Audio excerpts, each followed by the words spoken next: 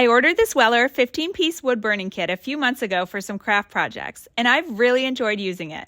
I'm a total beginner with wood burning, and this kit made everything feel very approachable and easy to work with. The set comes with the 25-watt wood burning tool, plus a bunch of different tips, so you can switch them out depending on the type of line or detail that you want. For what I'm doing today, I'm just using one of the basic writing tips to burn city names into these wooden arrows.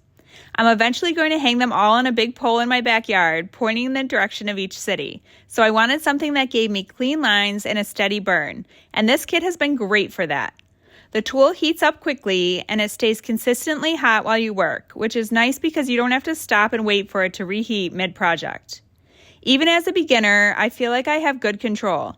I trace the letters in pencil before using the tool, and it glides smoothly over the wood. I just move at a steady pace and keep my hand relaxed, and the letters all look really nice.